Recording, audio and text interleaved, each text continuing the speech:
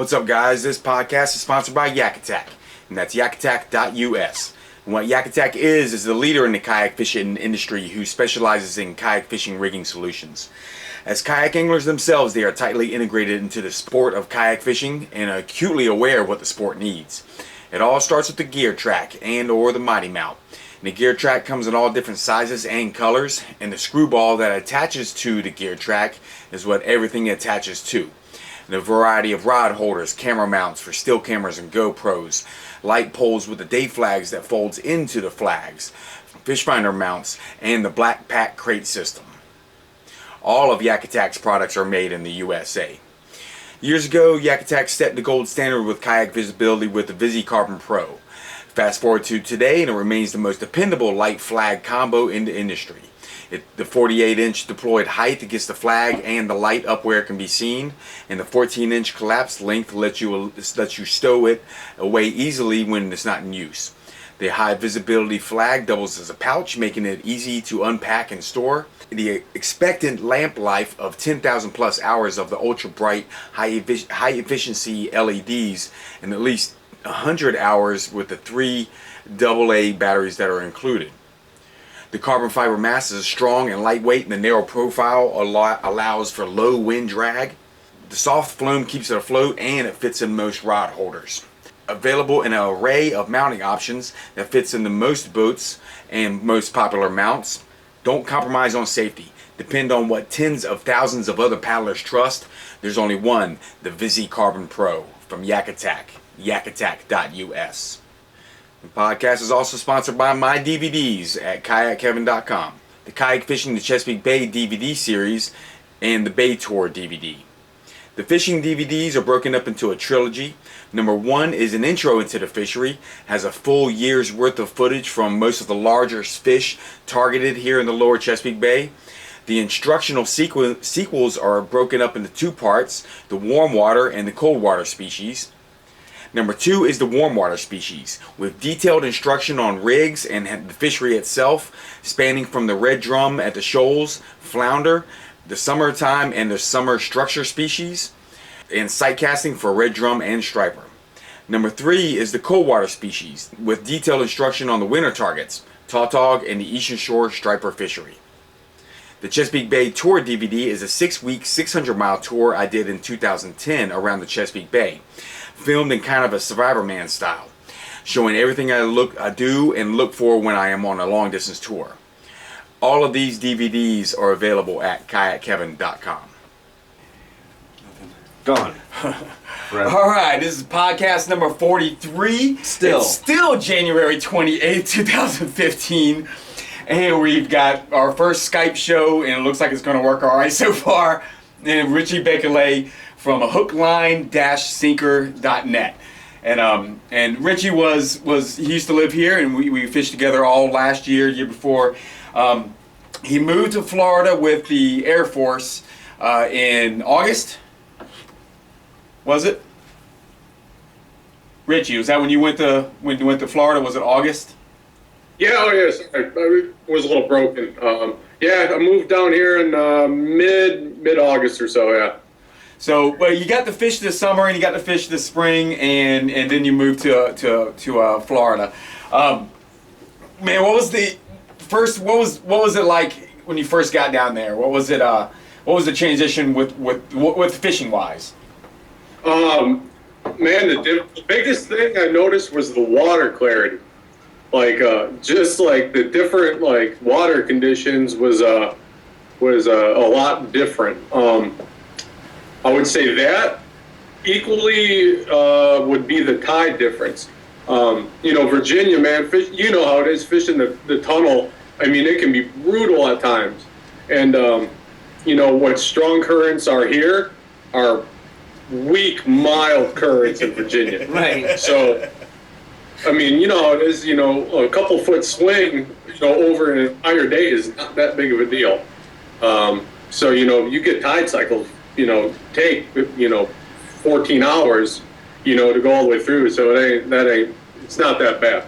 That is one thing that we, from fishing here, our paddle experience, our kayak fishing experiences here that people don't really, we don't actually kind of express how strong the currents here in our conditions. We touch into it, you know, we say it's tough and all that stuff, but when you go somewhere else where you have those, you know, the tides aren't as strong, like in Florida, where you're part of Florida, you know, you go from there to, you know, from here to there, it's pretty noticeable. But I think it's one thing people don't kind of take in consideration around here until you get out here and start paddling around in it.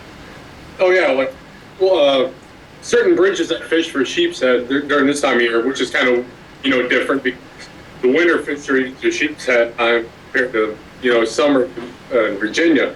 But fishing a bridge, you know, fishing pilings and eddies, it's nothing to stay in one spot when I'm paddling. It's hardly any effort whatsoever because of all, you know, the mild currents.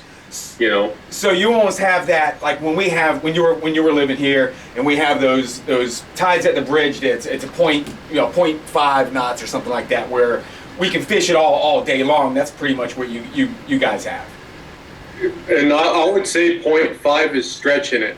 You know. Oh my God. Now, don't get me wrong. If you go to like some of the passes, like, you know, Destin Pass or Pensacola Pass, where you it's have chokes, right? It's going to be fast as shit.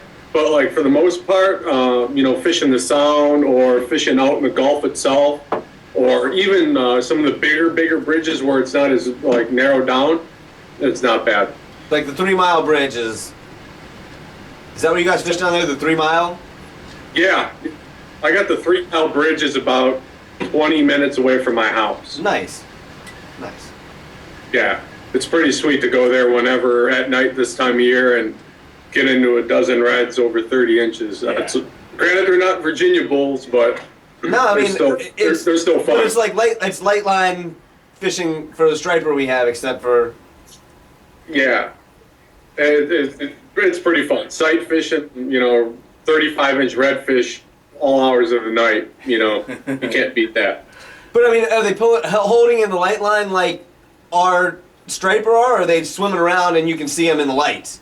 Yeah, so it's not your typical, like, how the, you know, stripers are sitting into the, you know, a little bit deeper, or I should say a foot deep, and then back into the shadows. These fish, for the most part, are in the light itself and cruising, you know, ambushes, you know. So a lot of times we'll act like, instead of you always searching for the fish, like moving from light to light to light, and say, oop, there's stripers, or oh, just keep moving. If you stand at one light, there might be nothing, and you give it a few minutes, and bam, here comes a school of 6, or here comes a single, or here comes 15. You know, you're just kind of waiting for them. But in the light, and in the actual light itself, not in the shadows like our striper. No, you're looking at the light. Yeah. Nice. Yeah. Yeah. So, like, especially when the water's clear, I mean, you know how it is. When that water's clear and them damn things are like 4 or 5 together, pretty tight, it looks like a little wall of, you know, red missiles coming. And, I mean, you know, redfish, you seeing them up top like that, your bait hits the water, I mean, they explode like a grenade on it. So you got that going on nighttime, and the sheep's head you're doing in the daytime. Is that's the main fishery right now? That's what you got going on in the wintertime? Yeah, you know, you can target the reds at any time. I've gone out there a couple hours before dark just for the hell of it, and you know, throwing a topwater super spook and you know, 20 foot of water, you know, right off the edge of the pilings, and have it, you know, catching 35, 36-inch fish. But for the most part, there's plenty of sheep's head around now. You know, it's not like you got to wait all day for that one possible bite. They're congregated, you know, all at the structure, pretty tight. And there's a couple spots I fished that literally I got some underwater footage that I need to post, but I'm looking at 200-300 fish within a 50-foot radius. Is this we've seen them at like, probably in? They're all between like 14 and 22 inches. Damn, 22 inches. Yeah, okay. I've caught plenty over 20 inches this year so far. All right. Is that just this time of year, or do they spray? Where they go in the summer? That's the thing I haven't learned too much yet. I know they move around throughout the summer. Where exactly, I don't know. I mean, that's something that I'll learn. They might, for all I know, they might move in the Gulf. All I know is, your colder month fishery is that's when they're coming to the pilings and the bridge. I'm sure they're always there, but in the numbers, that's where they're at now. Yeah, I was wondering if people ever caught them when they were like snapper fishing on some of the wrecks and stuff. But you wouldn't know that yet because you haven't. Well, you did. Well, I have fished some of the wrecks. Yeah, but not extensively. No, I started fishing the wrecks in August. Like my first week here, I went out, got some intel on a couple bottom spots, that aren't too, they're not too private. But I went out and we got into mangrove snapper, red snapper, and then obviously trolling there and back. You're getting into your canes in Spanish. That was the thing is when you went down there, we all were hoping you were going to do that stuff. The first thing is the offshore stuff because that whole and the currents. Did you have to anchor on that stuff, or did you actually just hover that stuff? I would hover that stuff because I got my Humminbird 698 it's got the GPS and side imaging and all that. So I would just literally drop the coordinate right, have my beacon right on it, and then there was a couple times I actually brought out a marker buoy, kind of like from freshwater fishing, and throw out a marker buoy because the current. I mean, there's still some current, but it wasn't too bad, and so it was a lot easier doing that compared to always watching my depth finder. But for the most part, hover right on top of it or troll the brake lines and. How deep were those wrecks? 60, 70 feet. Oh, okay. Yeah. Nice. Yeah. Yeah.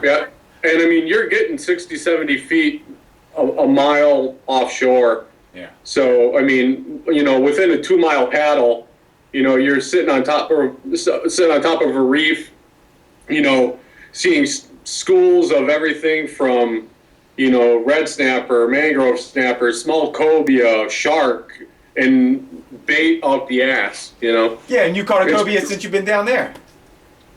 What's that? You caught a cobia since you've been down there too, right? Yeah. Small ones. Small. Guys will get, catch them bycatch on accident a little bit later in the year. Right. But starting probably, later in February, March time frame is when the cobia run is here. And so that, you don't really, guys will troll for them and they'll still soak bait. But, I mean, a lot of people are catching, target them, shallow, within a couple hundred yards, of shore. Yeah. And so, in the spring is also there's like a big red migration out front in the Gulf. Is there something like that? I don't know too much. I know they do migrate. I know they're out there like even right now. But and I heard the bigger red run is it happens fast. Yeah. So I haven't like you said, I haven't been around long enough yet to get that dialed in. So I will though. Yeah. So and the sailfish stuff, those species. Yeah, so sailfish. I guess like say from guys that have caught them. That's a little bit later in the summer. Your September, October time frame. I mean, that's where guys are getting their sales. More blackfin tuna and more mahi. Moving very close. Basically, once it drops off to 30, 40 feet, you see blue water, which is a quarter mile off the beach. Not even. I caught small dolphin. I caught small mahi on my little peanuts or whatever the hell Lee calls them. Yeah. Chicken dolphin. Chicken dolphin. Yeah. Little chicken dolphin. I've seen a couple times where some good ones, just come flying out of the water, on bait balls, and by the time you even get to it, the bait's already moved on, and the fish are long. Yeah, dude, those things haul ass. That's gonna be something. You're close, but you ain't close. That's gonna be something you snag on the troll on the way to and from your spots, or trolling around your wrecks. Yep. It's that's just gonna be one of those things one day you're gonna hit a big bite. Yeah, and that's how it is. Like my buddy, he lives in Pensacola, Marty Mood. Yeah. His first day in the Gulf, because he's active duty Navy. He lived in Virginia, same type of thing. He moved to Florida, his first days out. I think Matthew Van and Brandon Barton and their crew. He went out with them, and his first day he got two real nice mahi. Trolling. Just trolling around. Yep. Yeah. You guys, what do you troll? Those crystal minnows? Those Yozuri baits? Yeah, I mean, use Yozuri crystal minnows, Rapala X wraps, or even frozen cigar minnows on Right, a just king something- rig or duster rig with a frozen cigar, or a live hardtail or herring or whatever. It's kind of just pick your poison and go and then just try try shit. Trying to think of what about trout? I know when I went through there on my tour, I saw some big trout. I caught a decent sized trout, and I saw larger trout, and talked to other people that said there's some big trout in there. And that's in the spring or in the early summer or something like that, right? There's good trout all year round. Like right now, this time of year, they've left, for the most part, they've left the sound in the clear water because obviously, it's colder. Yeah. So they're moving more into the bayous and into the bays that have some, darker water with a darker bottom that's going to hold some water temperature a little bit more. So they'll congregate more up towards that and more of the rivers. But as the spring comes in throughout summer and fall, you'll find them in your typical, shallower grass flats, potholes, in the sounds and, in some of the bigger bays. But I've already got a couple spots that I found just flat out from Google Earth, man.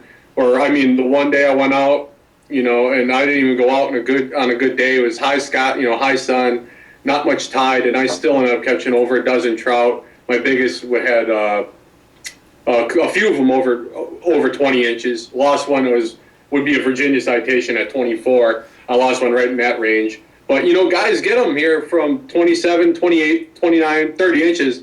But the biggest thing that I've noticed is a lot of the Virginia trout hold weight. These are a lot skinnier. You get in the fall, you get a 24-inch trout in Virginia, that damn thing is fucking fat. Right. Yeah, and I've seen some that were, usually when they're 24, they're not 5 pounds. I've seen a 22 that was 5 pounds. Sure, yeah, look like a football. Yeah, it was crazy. So have you guys tried to fish those reefs in the winter? The ones you fish in the summer? You can't. I guess you can still catch grouper. You'll still get your snapper out there, but a lot of people don't target offshore as nearly as much because your pelagics have moved on. I would think like the gray triggerfish would be trigger fishing would be good out there then. You know what I mean? I'm thinking when your hot water species move out, there's a lot of triggerfish out there that would move into that cooler water, I would think. From deeper to in there. Yeah, the triggers are there, and trigger, you're still going to get your snappers, but you're not going to get your mackerels and all the other stuff. And quite frankly, when I've been going out, it's like easy paddles, like literally quarter-mile paddles for sheep's head and whatnot. But if I had a nice day and went out to some of them wrecks, you guys have seen the pictures of some of the triggers down here. That's what I mean. Fucking big. Well, and world record big. That's the thing. They're fucking world record big. And there was a kayaker that had one that was way past anything we haven't here. It was like our sheep's head. It was like there was totally world class fishery for triggerfish down there, world record size, and kayaker can get it. Yeah. That's what I was stoked about. Is whatever that's why I was asking about those. Is it seems like once you could get a bait past all these snapper and stuff, because that's your trouble sometimes with the triggerfish is getting a bait past triggerfish to get the fish. But you got these snapper and stuff that are so much faster. Once you get those snappers and stuff out of the way, can you get the bait down to like your grouper and your triggerfish? Well, I had schooled triggerfish last year. And I kicked myself in the ass for it because I brought too heavy a gear. I didn't bring smaller shit. And I had schooled triggers that were so damn big, and I was using I think the only thing I had, the smallest hook I had was like a 7-aught. So, I'm like, that's when you tie on the old treble hook rig. And because I was chumming, I was just taking old bait and cutting it up into chunks and just chunking. And I was getting schools of triggerfish, literally taking it on the top of the surface, like next to the kayak. I have my camera literally 6 inches from them, with crazy underwater, video. And I was thinking, I was like, dude, if I just had like even a spade rig, with like a shrimp jig head, and a little 1 foot leader Carolina style with a piece of gulp or a little piece of bait, a little small stout hook, it would have been game on. And that's the thing is you couldn't even if they were biting the bait with a 7-0 hook, even if you snagged them in the face, it would deflect it. You would bend the hook on those things' face if you tried to even do that. You wouldn't even be able to snag them. Like when they're chewing on your bait, because they're sitting there just chewing on that too. Oh yeah, I tried doing it with all my might, but I just couldn't do it. And a lot of people, there's a lot of people that they don't fish for anything they won't take home. So triggerfish down here, I can't remember the exact length requirement at the fork, but you can only keep 2. Oh. So, if guys are able to load their boat, they're not going to really get triggerfish. Right. Yeah, that's interesting. We have no limits on them here, man. That's why we don't have them that big either. We got big ones on the rigs. Yeah. But not world record. I mean, not 8-pounders like they get down there. No, but we are 5-6 pounders. Yeah. Yeah. So what else is you got? The offshore, offshore. I mean, your wrecks. That's not really offshore. It's right there. Right. But, what about tarpon up there? Okay, so I fished a spot this year, late summer, targeting reds, and I ended up seeing 120-pound, 140-pound tarpon inches from my kayak. Not expecting it at all. Granted, I did have a couple of rods set up for it, and I mean, hell, I'm not even gonna lie, man. I completely forgot fishing about everything else. I ended up catching, some white trout on the bottom because, I was able to get some presentations off to these fish. And I just couldn't get them to hit, normal swim baits and shit. So I tied on, I snelled up like a 10-aught, owner J hook that we would use for striper fishing, to an 80-pound leader, and caught some white trout with my bait rod. And literally, I was just standing up paddling, and when I would see the tarpon, I would flip out the trout out in front of it, and I did have one fish, probably a good 100, 120 pounds, turn on it, but as it was coming towards me, when I threw out the white trout, it started swimming right back to the kayak, and so then that kind of changed the vision, the fucking tarpon. And so when he was about 2 feet, 3 feet off my bow, he saw me plain as day, and then, went deep. But there's a period of time where, where they're in here, they're at the bridges, they're out at the mouth of the, of the bays, and guys have hooked up. One of the, real big name guys that fish out here, Brandon Barton, man, he hooked up with a behemoth, and he's got a GoPro, he's got a shot of it, jumping out of the water. So, yeah, it's definitely, you don't have to paddle nearly as far for them as you would in, let's say, the Virginia waters, out that way. But it's just a certain time of year? Later in the year. Well, He says later in the year. It's motherfucking January. No, I'm not talking about like not this time of year. I said you keep saying later in the year. It's motherfucking January. Yeah. I mean, what I meant to say is what time of year is that? What time of year is that? Okay, sorry. So, yeah, I'm thinking I'm off here. No, I'm the one who's fucking up, and Lee just pointed out. No, it wasn't you, it was me. No, totally. Late summer. Okay. I'm talking late summer. Because they're not there year round. It's like when they just come through.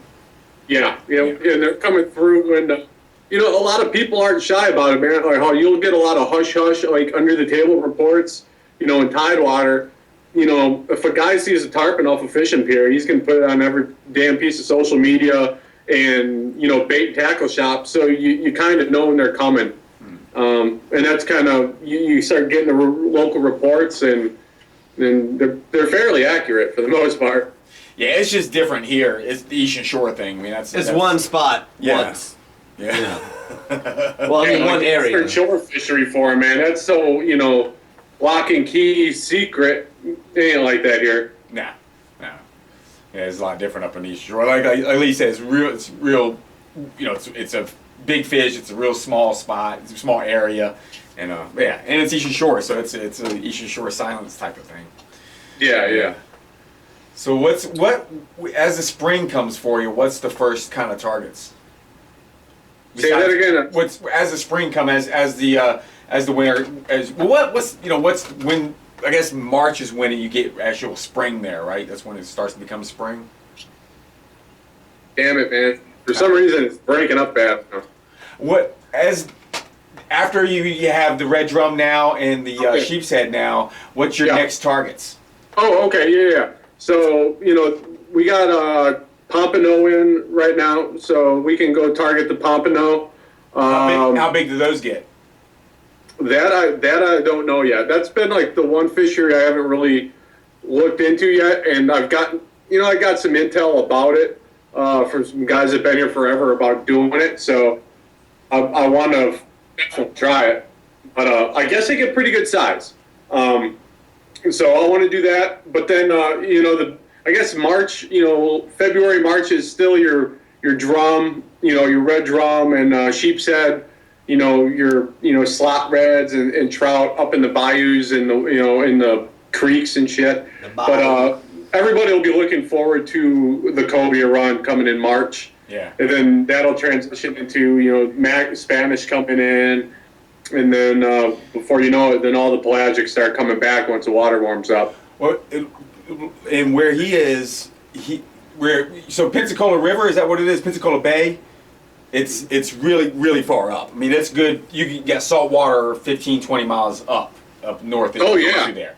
Yeah, and that's where all those bayous are. And but it's really far up in there, brackish water because it's so flat. Yeah, it's crazy because I've seen guys post pictures like where they've caught small trout, a couple small reds, and a largemouth bass. Because they're right at that happy medium where bass is used to it, be it the reds and the trout will go that far in where it's still brackish, be it salty enough for them. So I haven't done that yet. I think that when me and Gene fished that tournament in Louisiana, I think bass is part of the slam. I think it's reds, trout, and bass.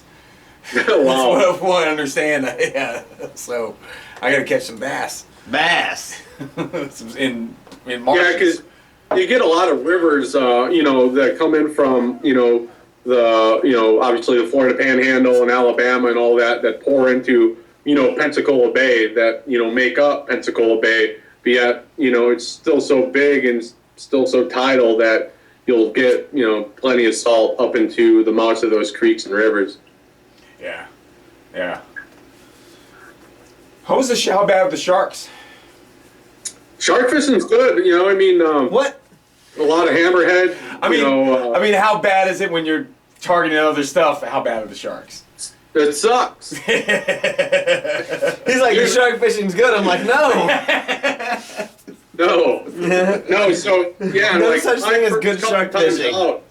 I was, Are they it was a nice day out, so I was able to stand in my Trident, a couple miles out, throwing, bait balls, chunks of bait and shit. And in no time, I'm like seeing all sorts of bait and all sorts of fish under me, and then everything just spreads out. And I'm like, what the hell is going on? And here came a shark that, it wasn't as big as my kayak, but it was big. It was like big enough for me to sit down and be like, all right, you're sit for a little bit, and I kind of moved on a little bit. I did like a little trolling pass to, let fish come back. But yeah, I had one that was probably about, I would say 5 foot, come and take a small cobia, 2-3 feet under my kayak, hooked up with it, and I just kind of said, oh great, let him do his thing and rip it to hell. That's right. Fun to watch. What about inshore? Any bulls go inshore? They do. I haven't seen, but I've heard plenty of stories where guys have been like way deep into the sound and seen, big, bull sharks and shit. So, Yeah. Yep. Yeah, you can keep that. Yeah, man. I don't think one's gonna eat you off the kayak, but Bleed you. You can grab your leg and bleed you. that's funny. Oh yeah, well that was the thing. You know, just talking leg about sweeping in big fish or fish in general. You know, I leg swept a couple snapper, and you know, after seeing different sharks and all that, I was just like, I'll take my chances of getting off. I'm just heaving them into the kayak. That's right. No leg sweeps. Yeah, no leg sweeps down there, huh? What's that? No leg scoops down there. I still will, but you know, maybe I'll learn my lesson. But if I see them, you know, the days where I've had sharks come after shit that I'm reeling in, no, I'm not leg sweeping nothing. Yeah. Have you made yourself a cage gaff yet? Oh yeah, right. Boomstick. Boomstick. That's right. Did we have any questions on the? I don't think we have any questions. No, I don't look on those. Are all just comments, most of them, I think. It was too early to drink beer earlier. Oh yeah. It was. If Shane was interested, it was too early to drink beer earlier. It's not now. Man. So what's up? Go ahead. So here's my question to you guys. How's I've been following all the Virginia stuff and the bite and all that, and you know, seeing good, you know, obviously still good largemouth and all that, you know, rod posting, but I haven't seen a whole lot of striper activity. So what's the skinny on the you know, Eastern Shore striper fishery? That was. Have you seen unicorns? Have you ever seen a unicorn? Have you ever seen a unicorn? Have I seen it? Have you ever seen a unicorn? I mean, that's what it is, man. There's nothing. It was a dead zone. Actually, it's probably everybody left over there, and it probably got decent because as soon as the new year came, the only boat I know of that went over there caught like 4 out of 6 bites. That was New Year's Day. But we never went up there, man. And it got cold in the bay. It got cold, and it's really good, like 12 to 17 miles offshore right now. They're smoking them. I mean, in schools that you can't keep them off the hooks. There's no tunas with them this year, which is, I mean, honestly, for me, for around here, that's not a surprise because I grew up with them not catching tuna every winter around here. It happened, I heard, when I was younger. And so now it's happened again in my 20s, and so probably later in my 30s or in my 40s it'll happen again.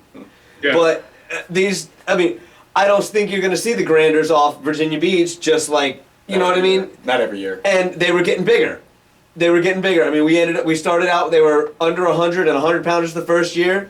They were 100 to 200 pounders the second year, and then the last year they were here, they were over 300 pounders, man, and they were breaking everybody's shit. And now they're not here. Yeah. It's just like everything else, stuff goes in cycles, you know what I mean? But the striper there offshore. Just like they have been in the years before, and they've been thinning out inside the bay, and it was just thin. They were around, they were thin, and further northwest of Cape Charles. So it was like the day that Underwood and Rob went out, they went northwest instead of going down the plantation. They went further northwest, which was a further paddle out to get to the drop off, like a 4-mile paddle out to get to the drop off.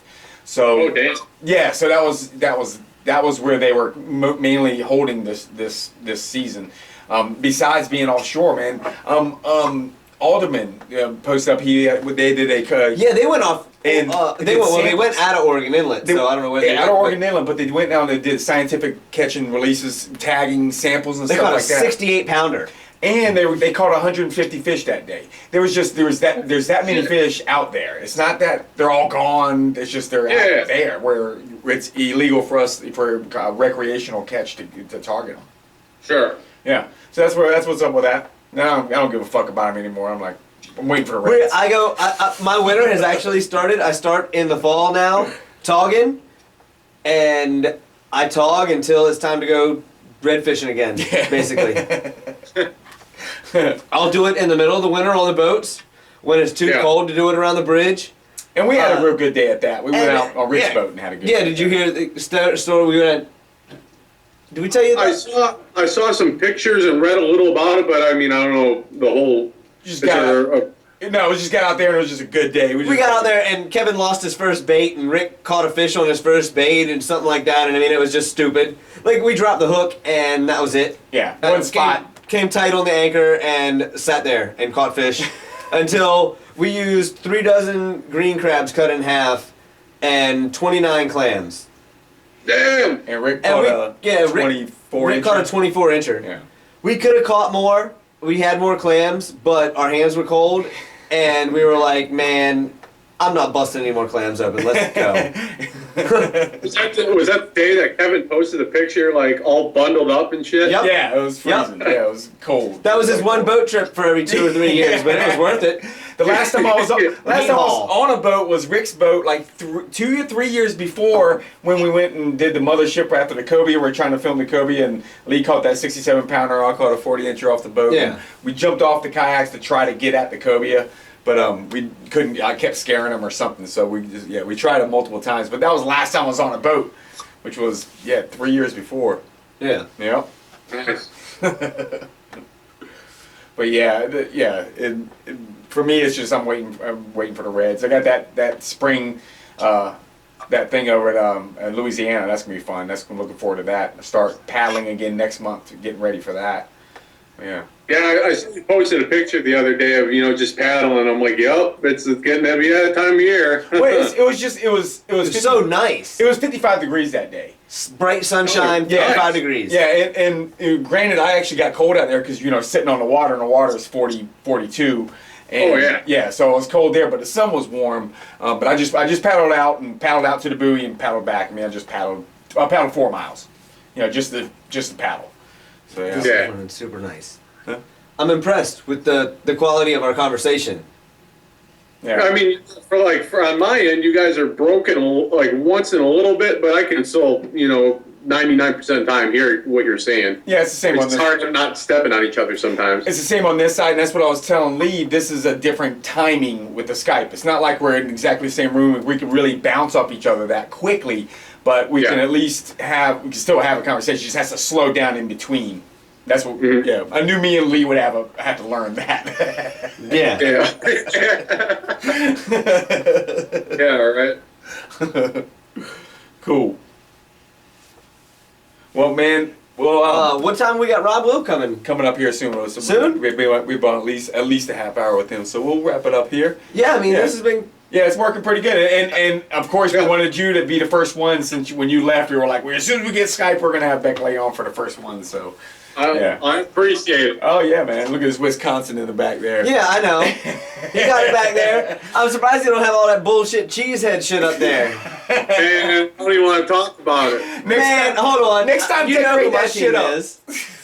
Huh? You know who my team is. Uh, The Colts. yeah. Oh, I don't know what's cool. Yeah, so we got eliminated in the same round. The one thing that I will say though is I would have rather been a Colts fan, or I would have rather had the Packers get the doors blown off of them. Oh my god, dude, I was watching UFC before halftime. Oh, dude, I mean they had their ticket punched 100 times and they fucked up. Now I'm getting mad again. Yeah, dude, I was watching the game, and when he dropped the first 2 passes, and then Cribbs fumbled that punt, I knew what was going to happen. So before halftime, I was watching UFC. Yeah. Oh well. What you gonna do? I don't even know who's in the Super Bowl. Patriots and the Seacocks. Yeah, so none of y'all's teams. The Sea Chickens. The Sea Dicks. Well, cool, Bekolay, man. Thanks for being on, man. This has been awesome and fucking hell. Hey, Yeah. thanks guys. Cool. We'll talk to you another time. Yeah, damn right. Now, as your season gets going, exactly. We'll keep bouncing off each other because, it's definitely, yeah. For sure. Yep, and get some All right, guys, cheese, have a good one. get some cheese and stuff all around. These little That's right. background. You gotta get your background going, man. He's in the garage, He's in so the garage, he echoes man. way more than we do, too. Yeah. Oh, that's why I put up my Wisconsin flag because I only had a couple minutes after work. But next time I'll do it justice. Nice. All right, Bekolay, man. We'll see you. All right, guys, have a good one later. Yeah. All right, Skype will be right back, and hold on. You ready? Yeah. What are you doing? Straightening the I took apart your chair earlier. We got distracted by a squirrel. No, I was straightening his. I took the arms off his chair earlier, and I was just straightening out the Allen wrench. Squirrel. Look at it. He definitely looks like one of the fucking interview people now. It's awesome as fuck. This is awesome, dude. Nobody's gonna know who this guy is on the water. It's awesome. This is the second half of podcast number 43, and we got Robwil Valderrey, Member of some kind of South Florida fishing gang because he got his. calling from the jailhouse interview. Right. No, Rob Will. I know Rob Will from. He was. You were in the Navy. We're in the Navy. I wasn't. Wasn't in the Navy. He was stationed here in Norfolk, and he was kayak fishing around here. So I know him from here and from the tackle shop when I was working at the tackle shop. And then he moved to Florida, where he's at Miami area, and has since really gone insane with the fishery there. The freshwater stuff with the peacock bass and the snakehead and the offshore stuff with your sailfish and all that stuff. So you've really taken advantage of your move down to Miami. Yeah, well, my fishing in Virginia wasn't that great. I almost died in the Chesapeake Bay Bridge Tunnel the first time I went out. I went for a dog tug, and a new guy on kayak fishing. I was like, don't worry, I can do it. It was windy, it was cold. I had my waders on, everything, and I'm surprised I didn't. Nobody called the Coast Guard that day. I'm serious. My hands were cramping up. It was 3 miles. I was like, I can do it. Whatever. I got over there. I didn't have an anchor. It was a mess. It was horrible. So after that, I only went to the hot ditch in the Elizabeth River. Yep. And I started fishing for trout. I skunked a bunch of times. I only caught like a 15-incher. So my kayak fishing career at the beginning was like horrible. Nothing. I didn't catch anything. Well, at least you survived that one going out into the bay. At least you survived that. Yeah. I think most people used to tell me you should stop. You almost died the first time, so you should stop. I said, no, I'll keep doing it. So then I moved to Miami. I met with some friends. They knew some spots in the Bay Area. So first I started fishing for trout. So I started catching trout, 19 inches, 23 inches. And then I went to Flamingos, like 2 hours away from here, for reds. I didn't catch reds for a whole year. That's what I was saying the other day. But I finally caught one all the way in Key West. All the way in Key West, I got a red, which is weird. And then, I don't know, you started like trying new stuff, trying for snook. Kwanzaa, he invited me to go for snook, and I caught a nice snook on the kayak. But I do everything, like I'll try to do anything that is new, anything that looks exciting. So I go for peacock bass in the summertime. They like top water fishing. What's it? Can see it. Oh. Yeah, that's kind of funny that you had to go all the way down to Key West to get a red. And Yeah, finally. But what was interesting was when you told me you were going to the Miami area, and I was like, those peacock bass, and they were starting to get big, and you've really gotten into those things, and that was cool, because that was kind of the first thing you kind of started getting into, was that freshwater side of stuff, and and not only those and the snakeheads. And what's cool is those peacock bass are getting bigger. Yeah, they get bigger. I have a question about that. Is it like they fish way down south for them? Is it like all surface and subsurface, or are you fishing for them more like bass? Sometimes you're catching them deep on deep diving crankbaits or big spinner baits and stuff like that, or what? Well, peacocks they eat anything except worms. They don't like worms. But for example, during the spawn season, they live in couples, so it's a male and a female. And they guard fry, they guard eggs, everything. So they can pretty much hit anything when they're guarding their fry. So you can either use rattle traps, spinner baits, deep diving lures, anything. But off season, pretty much from June all the way to September, I like using top water lures. So you get the pro baits and you just cast along the bank and start working them, and they hit it like crazy. They love it. They go crazy. They go crazy after. Yeah, I mean, if they don't hit it the first time, they come back. Oh yeah. They hit it like 5 times. Peacocks hit it 5 times. But you're from Venezuela?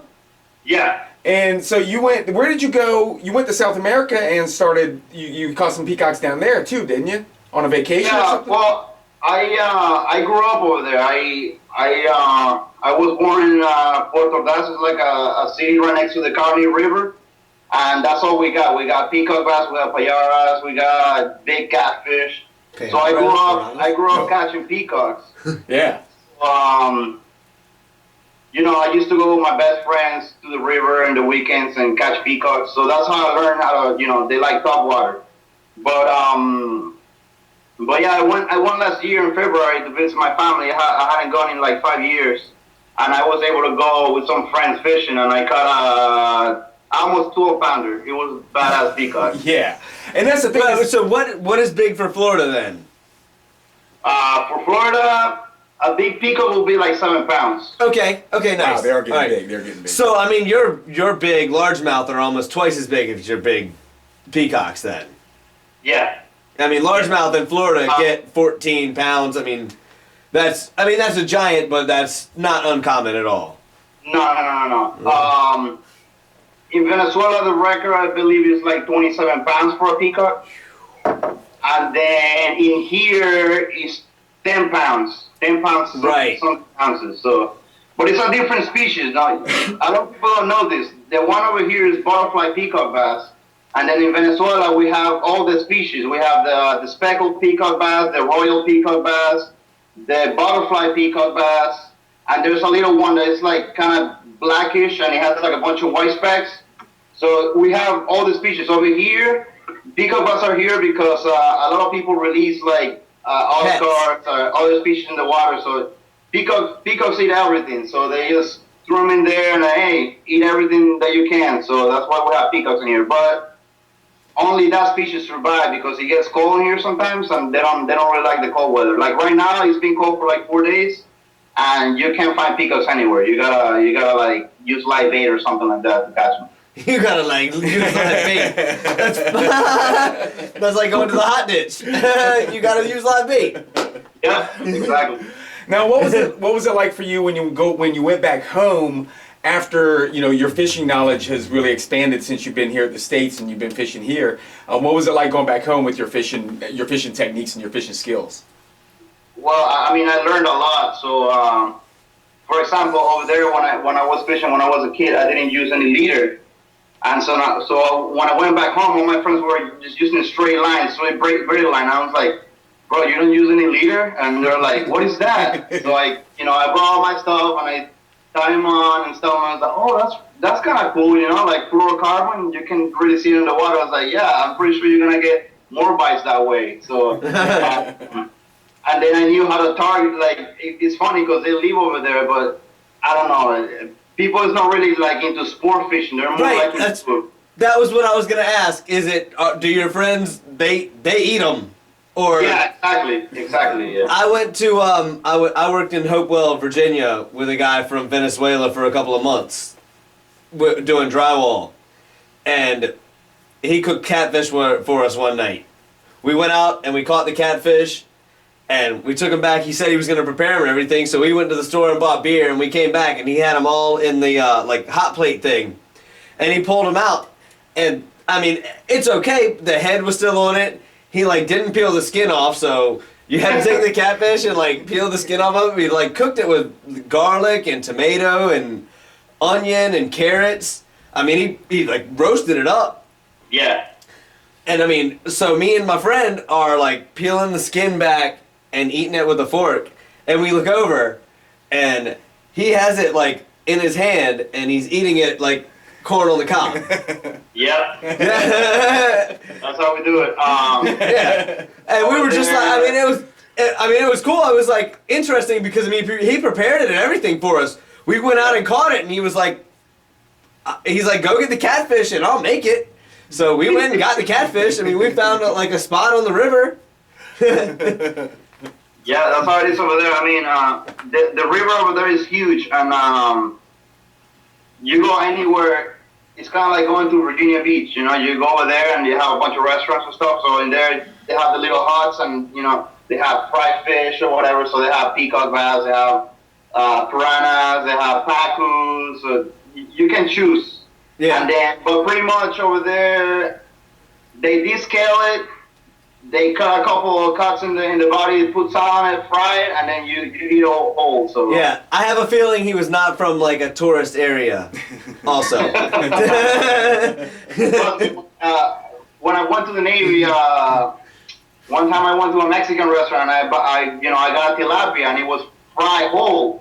And I was eating it like your friend was eating it, and everybody was looking at me like I was Tarzan or something. Right. I mean, it was like interesting, but you know, whatever. That's when you're sitting there just munching, and you kind of slowly stop, and you realize everything's gotten real still, and everybody's kind of looking at you. Like, oh well. Hey man, I'm from the jungle, you know. Right. I mean, like I said, he was from Venezuela. Yep. But yeah, peacocks and then snakehead. I didn't know much about snakehead before I came here. It was like I caught them before, but like only 2 of them, and they're pretty much the same. They are they didn't bring them here. They're invasive. Somebody released them in the water and they just spread out, and they're being same as up here. Yeah. The same as up here. Exactly. Yeah. Is it the same species? No. Okay. There's the northern snakehead. They get bigger. They get like 18 pounders. And they can probably deal with the cold better too. Yeah, they deal with the cold weather too. The ones in here take the cold weather a little better than peacock though. They survive a little better. But the ones over there in Virginia, actually, you guys broke the world record from Japan with 18 pounds or something like that. Wow. And the ones in here in Florida too, 14 pounds. That's what happened to all the striper babies. This snakeheads are eating striper babies. Twice to try to catch them, and I didn't have any luck. So. People, do you guys eat them down there, right? Or is it up here that they eat them? Both. They're pretty good. They're pretty good. Okay, both places. Okay, so it's not like a bowfin. Like to me, it looks kind of like a bowfin, man. And those things smell terrible, and I would never even think about eating it. Yeah, actually, a lot of people have on Instagram. I killed this snakehead, and it turns out to be a bowfin. And I was like, idiot, that's a bowfin, you know? Yeah, they're terrible. They smell. I caught one. The first one I ever caught in my bass boat. I caught it. It was like huge, you know what I mean? Like 6, 7, 8 pounds or something. And I like flip it into the boat on the carpet, and I'm like, oh my God, what? And I like take it off the hook and I throw it back in the water, and for the rest of the day I have to deal with that smell. For the rest of the time I had the bass boat, one never touched the carpet. I never let him touch the carpet in my bass boat again, because I didn't want to deal with that smell all day. It's terrible. No, it's because they're a little slimy, but they actually brought them here because Asian people, they believe that they have like health qualities, you know, so they make a soup with the snakehead and it's supposed to help with surgeries and stuff like that. So so they're really good tasting. They used to bring them here live, and then I guess somebody said, oh, well, maybe I don't have to freaking pay for all these, you know, fees and travel and stuff like that. So let me release a couple in the canals and harvest them later, you know. So that's what happened. Yeah. Yeah.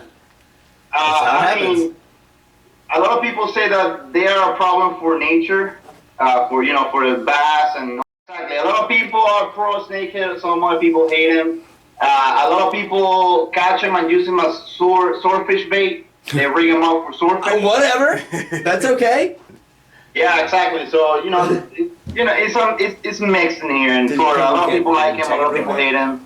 A lot of people use him as bait. So it is what it is. I don't think they're gonna go anywhere. So might as well enjoy them. Yeah. I mean that's exactly. What are you gonna do? Yeah. It's just like the peacock bass. Everybody loves the peacock bass, and it's the same situation. Exactly. Yeah. Exactly. They're competing with bass. But I mean, the government brought them here, so it's a little different. I think that's why people don't really hate them that much. It is. It's the invasive species part of it. That's what makes it. Do people eat the peacock bass here? Some people do, but very few. Okay, yeah. They're just so pretty. I mean, it's one of those things. It's one of those things. Some people eat everything they catch. You know what I mean?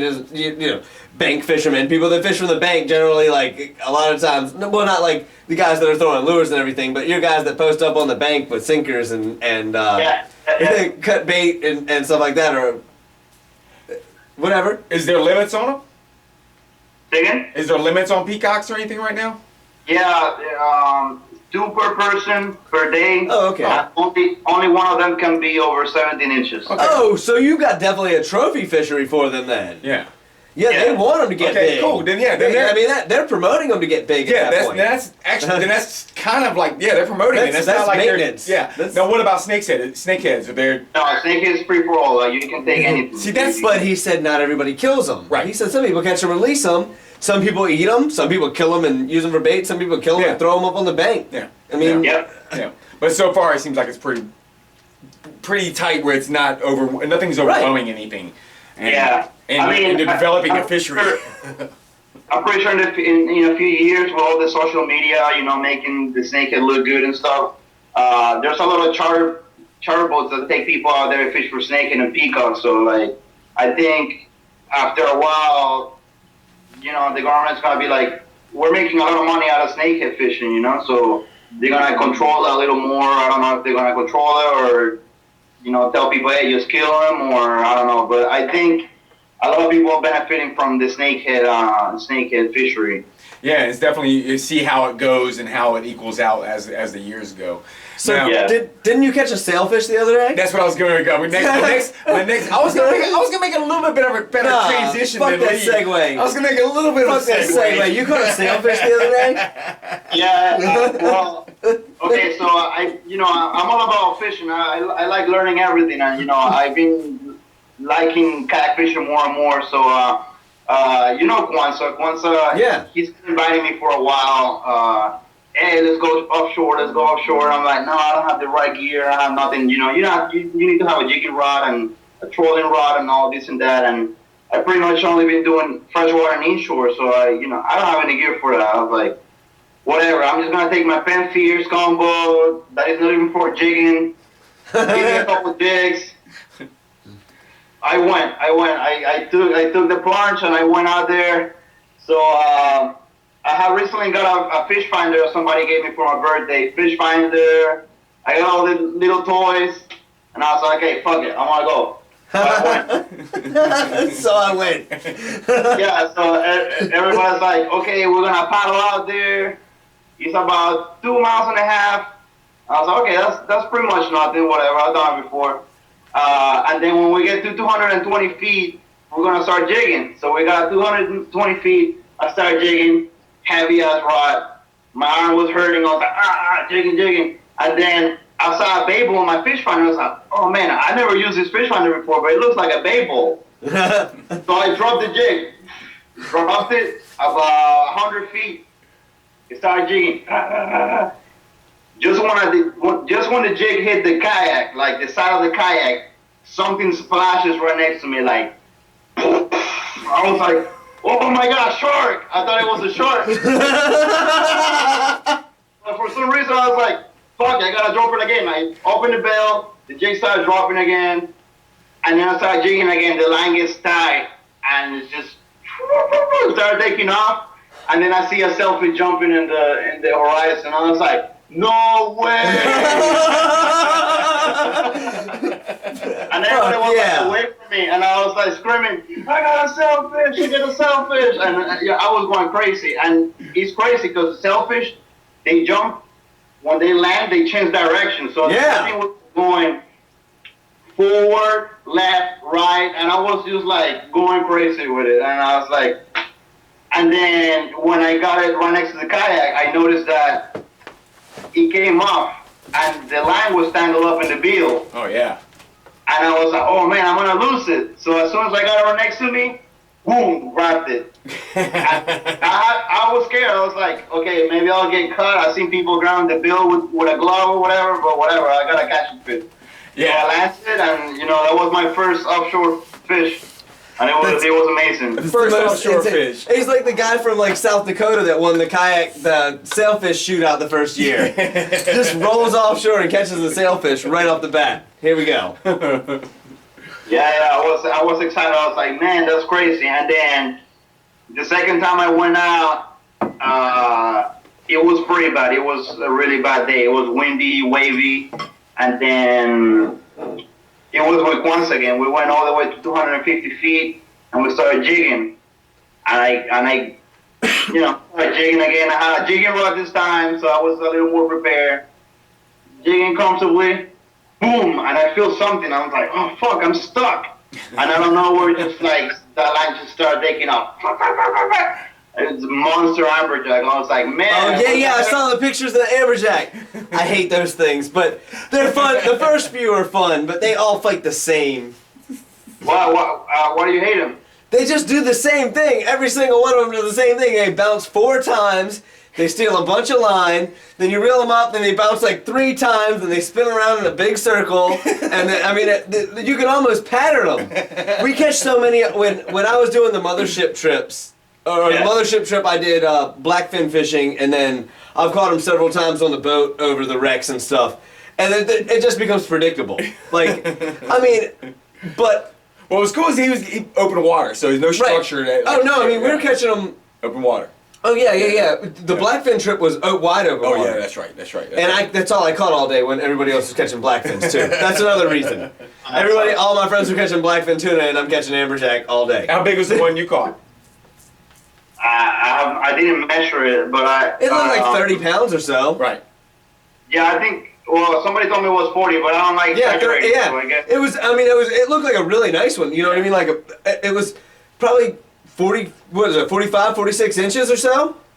Yeah, probably. That may be bigger than 30 pounds. I didn't even measure it, I just let it go. But they said it was like around 40 pounds, but I don't like using the magic scale, so. Right. Yeah, no, I don't. Yeah. Yes, it's always confusing with it. It's just, It was big. It was a really nice one. Yeah. Yeah, a lot of people was like, oh, you got a decent one. I was like, what, do they get bigger? I'm new in the offshore game, so I don't know anything about the species. Last year I was jigging a tower off Hatteras in a boat with a friend of mine, Zach, and he had one come up, and I've caught him probably 55, 60 pounds. I've caught him over 50 inches, 52, 53 inches out of the boat. And this one came up, and it was so big and so brown. I want to say 70, and that's being generous. It was the biggest amberjack I've ever seen in my entire life. I mean, it was huge, and it came out of the water after his jig at the boat, and he dropped the jig back down, and it never hit it again. I mean, it just like followed it up to the boat and came. I was just watching. I was like, the biggest amberjack I've ever seen. We ended up catching like 4-foot barracudas that off the same tower though, crazy big. But you guys been catching cobia, right? From the boat? Yeah, a little bit. Yeah. We spent a lot of the summer not catching them, but then the end of the summer, we caught a bunch. Yeah, like the 4th time I went out, I went by myself. I was like, nobody wants to come with me, so I just go by myself. I'm kind of crazy like that, but I went out there. I mean, if the weather is good, or the conditions are good. Exactly. I mean, if something has to happen, it will happen anyway, so whatever. I was jigging and I caught a mud snapper, probably like 20 inches.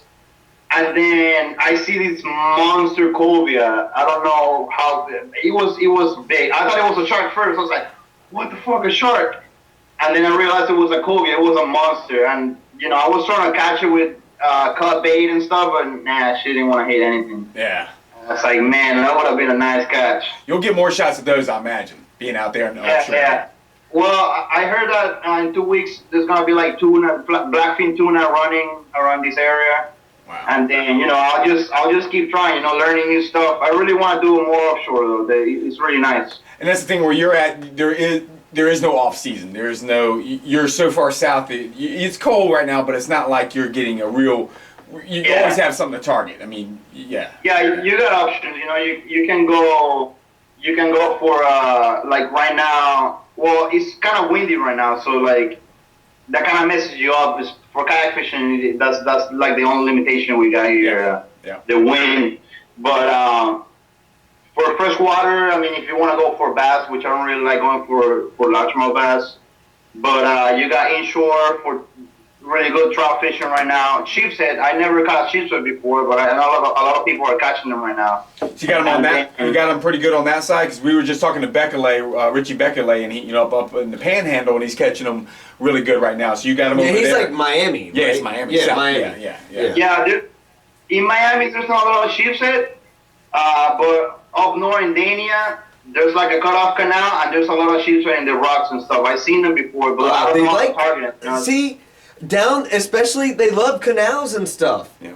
That's the structure. Yeah, there. there's And it's moving Yeah. water. Yeah. In the canal, there's a bunch of rocks, so they stay in there. They stay in the rocks. But I mean, I seen how you guys catch them, and I can do the same here because it's really shallow. It's only like 10 feet, 5 feet. So like they can see me and they spook away, or they're just really picky. I don't know how to target them in here, but I really want to catch one, especially since I've seen how hard they fight. Yeah. But, They're crazy. Yeah, exactly. But I mean, you got trout. Snook is a little off right now. They don't really like the cold weather either. There's a lot of tarpon at the beach right now because the shrimp run is going right now. So, but and then right after that, it's like mullet run starts soon or something. yeah, exactly. I mean, you saw my shark video. I was going for tarpon. That area over there is full of tarpon year long. Yeah. So I go to the Miami River. It's super nasty, but there's some nice mullet all year long, like big mullet that tarpon love. So I went twice trying to catch a tarpon, and I only found sharks. It was just bad timing, Yeah. I saw like a couple tarpon rolling, just really big ones, like 150 pounds, like 15 of them rolling together. But it's just, I don't know, tarpon just laugh at me. I hooked like 3 of them already, and they come off. They just come off. They just, Here's the deal with the tarpon. From what the one experience I have, the rod was in gear. There was no free spool. It was hook on bite. So if you're fishing with a live bait, are you fishing with live bait or lures? live bait. They're really picky. Fishing on a live bait, as tight as you can do it without ripping the rod or you out of the kayak, and just set the rod up. I mean, that's the way the guys up here have had the best luck, from what I understand. Is just like I heard. I have a friend over there that he says there's tarpon over there. So it's just the mouths of them things are just crazy. Well, the deal is you want them to get them as they're getting the bait and moving. You know what I mean? And you hope you can just hit that right spot with that circle hook. Yeah. We use circle hooks and tight. We caught the one. The one I've been involved with, we caught. The one we've been involved with, we caught. So when did the snook? I guess when it starts to get warmed up, the snook are gonna start coming out. Well, actually, snook season starts. Like you can harvest them. It starts on Sunday. So. Oh, okay. So yeah. But they don't really like cold weather either. So. But you can catch them on shrimp. You can catch them on mullet. You can catch them on pilchards. I mean, I always catch them on artificial. So I use either the snook jigs from land in the bridges. They like structure, or I just go to the canals and start slow trolling for them. Just trolling like a bomber, like a size 6 bomber, and they love that thing. So definitely, when I was in Florida, I definitely like related to them as a striper. How a striper would attack, or how a striper would set up for ambushes, or how a striper would hunt. It was very similar. Once I kind of put that together, I started having success with them. That was in the summer, of course, but yeah, same structure, and they seem like a lot like that. So I can totally see them, the same.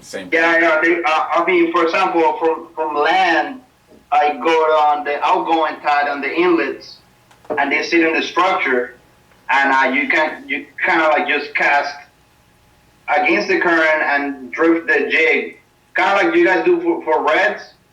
the same. You start drifting it with the current, and they hit all the time. I mean, I go in a night, I can catch like 4 snook, really big size, like between 32 to 40 inches. So I mean, that's a good size snook for. Have you 40 inches is a big one. That's big females. Have you caught the Goliath out of the kayak yet? Any size? Not yet. Man, you gotta find yourself a. Well, I mean, I'm not saying go find yourself a 300 pounder, but Yeah. 50, 60 pounds. That seems like a lot of fun. Yeah, I mean, I heard like out in Pompano where they do the spring kayak fishing tournaments. There's a lot of wrecks, and I know. I mean, I don't have a GPS, but I know a lot of friends that have GPS. So that's something I really want to try this year. You know, go to wrecks and do a little bit of bottom fishing and maybe try to hook one of those up. You know. Yeah, imagine this summer coming up or this season coming up. You're gonna be doing a lot of offshore stuff, and now that you've got that, you've already got 2 good catches out there. Definitely, and I really want to catch a big red from my kayak. I know I gotta drive up north to Sebastian Inlet or Mosquito Lagoon to catch them, but I mean, I really want to do that because. How far north is that? I mean, Miami is way down there. So how far? Yeah, it's like 3.5 hours. Okay, that's like us driving down to fish with Ryan to catch big drum in a spot we can catch it at the same time of year. Yeah, we left reds here to go catch reds somewhere else and got rained out and got rained and thunderstorm, not rained, thunderstorm, lightning out. I mean, he had a bite, so we were sat out in the rain, but it was a lot of fucking lightning. We were just trying to do something different, and it was fucking sketchy. It was crazy. It's cool that it was cool though. It's where we learned like just keep the rod tight. Yeah, we learned a different technique which we use now. We use now, and to hook them all in the mouth is we just keep the reeling. Like I was telling you about the tarpon. Yeah. Even for the drum down here now, whenever we can, we keep the reel in gear and hook them as soon as they grab it. Yeah, yeah. Nice. Yeah. But I forgot what I was gonna say. Offshore. Oh, sure. Well, I mean, I really want to. My goals for this year is catch a kingfish, wahoo. I caught a little tuna the other day. Oh yeah. You built yourself a cage too, right? Yeah. Yeah, I saw that. Yeah. I was like, I the same thing I asked Richie about, and he laughed at me. Yeah, well, I think there was some shark thing, but yeah, you're talking about the cage. The Hawaiian guys. Oh, he thought I meant shark cage. Yeah. No, a cage for catching the kingfish and shit. Like, yeah. I mean, it seems like the harpoon gaff. Yeah. I mean, it seems like an awesome way, especially. Well, you see the Hawaiian guys do it. They've got that technique down, right? The same. I think that if you concentrated enough and weren't too excited, which if you have that instinct in you, you're going to have it anyway, and it's not something you need to learn. Yeah. You're going to be able to stick these things. I know how to swing a hammer. So I believe I'm going to be able to, you know what I mean? If it was something, I just don't think a 50-pound cobia needs a fucking cage through it. Right, I just don't, you know what I mean? I'm not going tuna fishing. I see how they operate completely different. Yeah. You know what I mean? A tuna has like, even at 40 inches, you know what I mean, which is the biggest blackfin you're going to catch. Yeah. He has like 6 inches of range of motion. Right. A 40-inch cobia has 40 inches range of motion. So, I mean, I see where they use the cage gaps for certain things. The kingfish can't swing their whole body. They swing, they pivot in the middle. You know, they're like a torpedo. They pivot in the middle. They can't swing their whole body like a fish that's built that way. So, I mean, I see how you guys use it. I think it's awesome. Yeah, I mean, there's a guy that sells them here for $65, and I was in a budget, and I was like, let me go on YouTube and find out how to do it, and it was like $10. And I Seth built one, all thread, and a piece of wood, like, what is it, a handle for something? I use PVC pipe and a long screw, and sharpen it up in the front, and that's it. That's it. What do you? How long of a rope does it have, or handle? The total length is like 37 inches. No. How long is your lasso for it? Oh, I don't. In case it comes out of your hand, or I mean, how long is the thing wrapped around your wrist? or it's just tight, you know, like 4 or 5 inches? Oh, well, I just put a leash on it. That's it. I just put a leash kayak on the leash. kayak. That's it. Oh, okay. Yeah, I don't grab her around my hand or nothing. So just. Okay. Yeah, no, I'm thinking I need like. Yeah. Sandwich berries.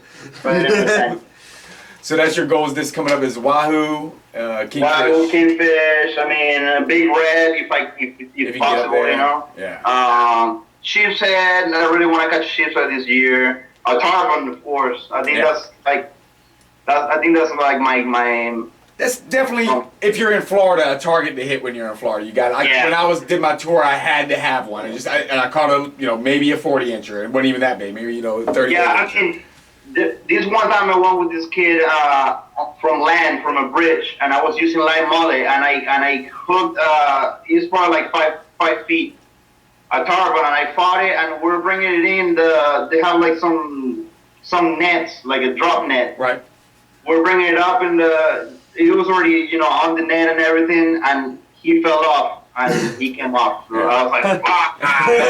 Oh, so you're definitely like cursed. You know what I mean? It's not that you have bad. You're not like joking. Yeah, exactly. Yeah, they got something against you. Yeah, the guy's like, oh no, it counts. You got your first time. I was like, no, man. No, man, I want to. Exactly. Yeah. But I'll definitely keep fishing this year.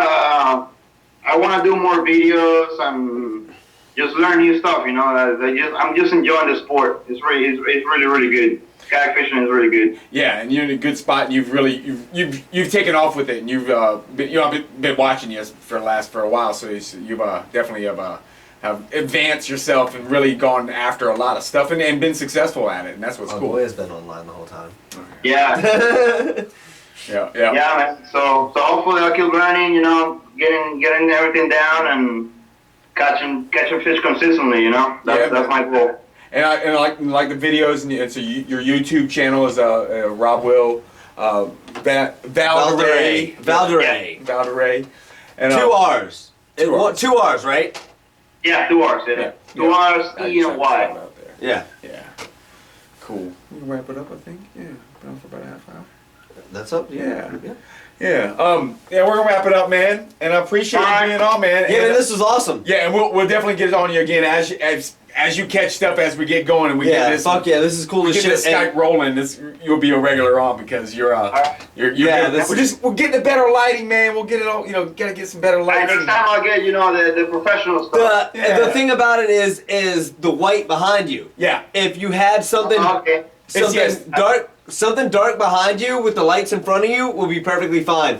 And that's something we're going with people. Yeah. This is our first time, man. We tried you a couple weeks ago, and then now we've tried again. And I mean, the audio and everybody says the video is coming in a little choppy, but it always comes in a little choppy through the Ustream anyway. Yeah. But the audio sounds awesome. So I was the one with Richie, and it was pretty good. So. Yeah, so hopefully, fingers crossed with this, and we'll keep on. So we'll get Kwanzaa on here. Yeah, actually, I want to do him and Phil. Get him. Yeah, and Phil from Ocean Kayak, he's going to come on too. He's been wanting to come on, so we're gonna get Greg up here. Whatever name? What is his name? Greg. Well, he's not there, right? I know. Eddie. Eddie. Uncle Eddie. Get Uncle Eddie up here. Well, cool, Rob. Well, man, I appreciate you coming on, man, and it's been definitely about that. This is cool as shit, man. Thank you, man. We'll see you. All right, guys. Thanks a lot. We'll see you next time. And it's successful. So yeah, fuck yeah, dude. It worked. Cool. That was awesome. Yeah.